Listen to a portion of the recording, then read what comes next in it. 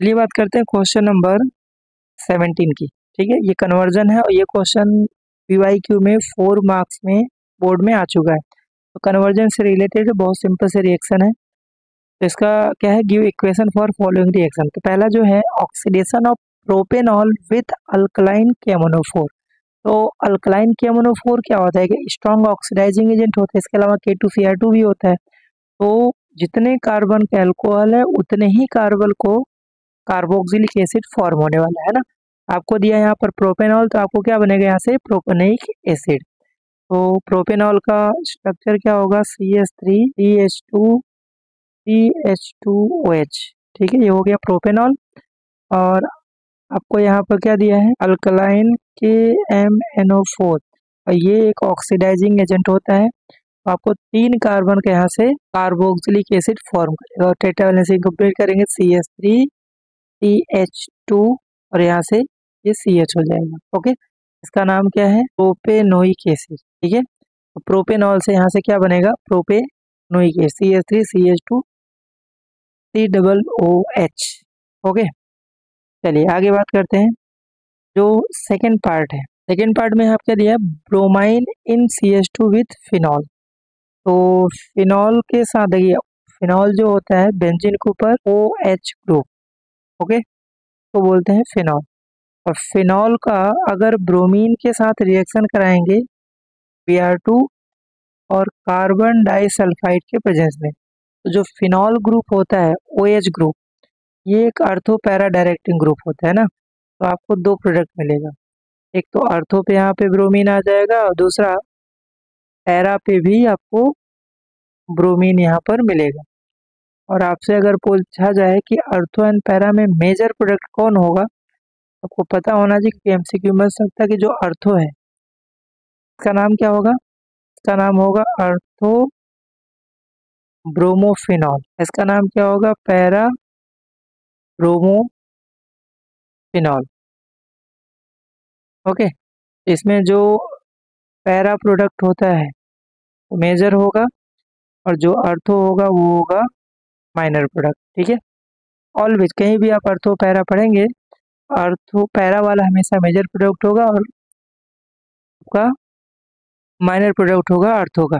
Okay, next जो यहाँ पर पार्ट है थर्ड, थर्ड में आपको क्या दिया है, dilute HNO3 with phenol. Okay, तो डाइल्यूट के साथ जब करेंगे तो यहाँ से भी अर्थोफेरा, यहाँ नाइट्रेशन सिंपल सा है। तो फिनॉल का बेंजीन के ऊपर OH है और इसका अगर आपने डाइल्यूट HNO3 के साथ किया तो अभी अभी हमने देखा कि जो OH ग्रुप होता है वो अर्थो पैरा डायरेक्टिंग होता है। एक NO2 आएगा अर्थो पे जिसको अर्थो नाइट्रोफिनॉल बोलेंगे, और दूसरे में जो NO2 ग्रुप आएगा वो पैरा होगा। ओके, और अगर यही कंसनट्रेटेड HNO3 ले तो फिर 2,4,6 ट्राई नाइट्रोफिनॉल बनाएंगे जिसको पिक्रिक एसिड बोलते हैं। ठीक है, ये सब क्वेश्चन बोर्ड में आ चुके हैं, इनका भी कन्वर्जन है एटलीस्ट NCERT के, तो आप करके जाइए। अब जो फोर्थ पार्ट है वो इम्पोर्टेंट है, वो नेम रिएक्शन। एक आपने सुना होगा राइमर टाइमन रिएक्शन।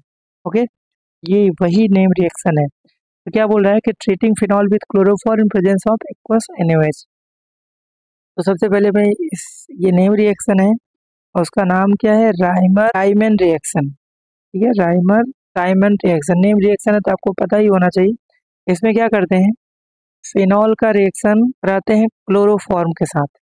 तो क्लोरोफॉर्म का फॉर्मूला क्या होता है, CHCl3, और इसके साथ यहाँ पर एक्वस NaOH भी होता है, एक्वस। तो यहाँ पर जो पहला कंपाउंड फॉर्म करने वाला है दैट इज बेंजीन के ऊपर यहाँ पर आ जाएगा ONA और यहाँ पर CHCl2। ये एक इंटरमीडिएट का यहाँ पर फॉर्मेशन करेगा, इंटरमीडिएट। अब इसको याद कैसे कर सकते हैं, देखिए यहाँ पर NaOH है तो यहाँ पर H को हटा के N आ जाएगा और यहाँ से साइड में H2O निकल जाएगा, है ना, OH और यहाँ से H, और बाकी CHCl3 है क्लोरोफॉर्म का, ये फॉर्मूला है। ठीक है, तो यहाँ से CHCl2 जोड़ देंगे और ये जो ग्रुप आ रहा है यहाँ पर तो एक हाइड्रोजन निकलेगा, साइड में यहाँ से HCl भी निकल जाएगा। तो आप इंटरमीडिएट प्रोडक्ट में पहुंच जाएंगे। अब आगे क्या करना है, इसको फिर से अगर हमने NaOH के साथ रिएक्शन कराया, यहाँ से जो नेक्स्ट आने वाला है वो क्या बनेगा, यहाँ पर ONA तो रहेगा और यहाँ पर आ जाएगा CHO, और फिर इसको एसिडिक मीडियम में H+आयन के प्रेजेंस में कराएंगे। फाइनली आपको यहाँ पर OH और यहाँ पर आ जाएगा CHO। और इस कंपाउंड का जो नाम है बहुत फेमस नाम है, इस कंपाउंड को बोलते हैं सैलिसाइल्डिहाइड या फिर इसको बोलते हैं 2 हाइड्रोक्सी बेंजल्डिहाइड। ठीक है, ये नेम रिएक्शन है, इसको तो आपको करना ही पड़ेगा। तो ये कन्वर्जन है, इजी है, बस थोड़ा सा इसमें अगर आपने ये चैप्टर पढ़ा होगा ये सब रिएजेंट आपको अंदर मिल जाएंगे। तो आई होप ये क्वेश्चन क्लियर हो गया होगा। चलिए बात करते हैं एक्सरसाइज क्वेश्चन नंबर 18 के, और ये जो क्वेश्चन है वो नेम रिएक्शन है ना। तो नेम रिएक्शन इसमें बहुत ज़्यादा इस चैप्टर में नहीं है, जो भी है इम्पोर्टेंट है, ये 4 मार्क्स में बोर्ड में आते हैं। ठीक है, चलिए देखते हैं कौन कौन से यहाँ पर रिएक्शन है। Explain the following with example. तो कोलबेज रिएक्शन इंपॉर्टेंट है, नेम रिएक्शन है, कई बार ये राइमर टाइमन कोलबेज 4 मार्क्स में पूछा हुआ है PYQ में। देखते हैं कोलबेज रिएक्शन से क्या बनाते हैं, सैलिसाइलिक एसिड। ओके, इसका रिएक्शन क्या होगा कि इसमें हम क्या करते हैं, फिनॉल का रिएक्शन कराते हैं। जो स्टार्टिंग आपका रिएक्टेंट होगा वो होगा फिनॉल। फिनॉल का रिएक्शन कराते हैं NaOH के साथ, किसके साथ, सोडियम हाइड्रोक्साइड के साथ। तो यहाँ से जो कंपाउंड बनाता है वो बनाता है सोडियम फिनॉक्साइड। नाम भी बहुत ज़रूरी है क्योंकि आपको स्टेटमेंट बनाने के लिए इनका नाम चाहिए। इस कंपाउंड का नाम है सोडियम फिनॉक्साइड। ठीक है, अब सोडियम फिनॉक्साइड को में क्या कराते हैं, कार्बन डाइऑक्साइड को पास कराते हैं इन एसिडिक मीडियम। इसमें क्या करते हैं, CO2 गैस को एसिडिक मीडियम H+आयन में प्रेजेंस कराते हैं। तो यहाँ से रीअरेंजमेंट होके यहाँ पर OH आ जाएगा और यहाँ पर COOH ग्रुप आ जाता है। ठीक है, तो ये जो कंपाउंड है, इस कंपाउंड का जो नाम है सैलिसाइलिक एसिड बोलते हैं, ये जो कि कॉमन नेम है। ठीक है, सैलिसाइलिक एसिड। और अगर इसका IUPAC नेम की हम बात करें, IUPAC नेम में कार्बोक्सिलिक को फर्स्ट कार्बन देंगे, इसको सेकेंड। इसका नाम क्या होगा, 2 हाइड्रोक्सी बेंजोइक एसिड। ये इसका IUPAC नेम है। चलिए नेक्स्ट बात करते हैं जो राइमर टाइमर रिएक्शन, इससे पहले भी क्वेश्चन में आया। तो राइमर टाइमर में क्या करते हैं, अगर इसका स्टेटमेंट बनाना हो, तो कोलबेज रिएक्शन आपने पढ़ा तो स्टेटमेंट क्या बनाएंगे। देखिए अगर आपको रिएक्शन पता तो स्टेटमेंट में कोई दिक्कत नहीं, जो भी रिएक्टेंट या रिएजेंट यूज हुए हैं उसी को बस अपने लैंग्वेज में उसको बना के लिखते जाना। जैसे मैं इसको क्या लिख सकता हूँ, when phenol react with sodium hydroxide to form sodium phenoxide on further passing CO2 gas in acidic medium then form salicylic acid। ठीक है, ये रिएक्शन मेन जो एग्जामिनर होता है आपका रिएक्शन ही देखेगा, वो सही है, दैट मीन्स आपको स्टेटमेंट पे ध्यान नहीं देगा वो। ओके, चलिए राइमर टाइमन रिएक्शन की बात कर लेते हैं। राइमर टाइमन में भी आपका जो स्टार्टिंग रिएक्टेंट होगा वो होगा फिनॉल, और इसको रिएक्शन कराते हैं क्लोरोफॉर्म के साथ। क्लोरोफॉर्म का फॉर्मूला आपको पता होना चाहिए, ये CHCl3, और प्लस इसमें एक्वस NaOH भी लेते हैं एक्वस मीडियम में। सबसे पहले एक इंटरमीडिएट बनाएगा, और इंटरमीडिएट क्या होगा, ONA और यहाँ पर CHCl2, ये एक इंटरमीडिएट फॉर्म करते हैं। फिर से इसको जब NaOH के साथ रिएक्शन कराते हैं, यहाँ से जो बनाएगा ONA और यहाँ पर आ जाएगा CHO, और फिर फाइनली इसको एसिडिक मीडियम में पास कराएंगे, और जो आपको प्रोडक्ट इसमें चाहिए OH और यहाँ पर आ जाएगा CHO। इस कंपाउंड का जो नाम है सैलिसैल्डिहाइड। और अगर इसके IUPAC नेम की बात करें तो IUPAC नेम क्या होगा इस कंपाउंड का, 2 हाइड्रोक्सी बेंजल्डिहाइड। ठीक है, इसका स्टेटमेंट भी इसको देख के हम बना सकते हैं। नेक्स्ट इसका जो पार्ट है that is Williamson ether synthesis. Williamson, तो सबसे पहली बात विलियमसन सिंथेसिस में SN2 रिएक्शन पड़ता है।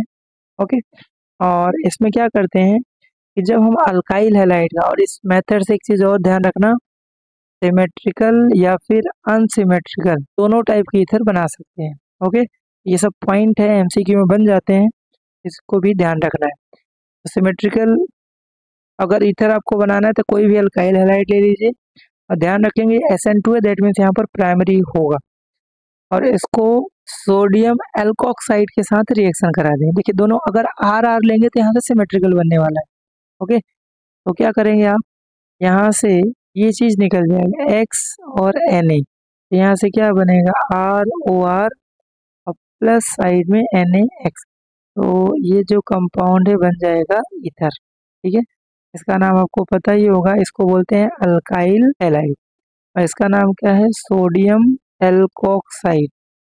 ठीक है, इसका स्टेटमेंट भी आप यहाँ पर बना लेंगे, यानी कि आर चाहे सेम ले लीजिए या फिर अलग लेंगे तो प्रोडक्ट वैसा ही आपको इसमें फॉर्म होगा। ओके, तो चलिए जो इसका लास्ट पार्ट है, सिंपल सा पॉइंट, अनसिमेट्रिकल ईथर क्या होता है। अगर इसको डिफाइन करेंगे तो हम इसको लिख सकते हैं unequal number of alkyl group around ether group, उसको बोलते हैं अनसिमेट्रिकल ईथर।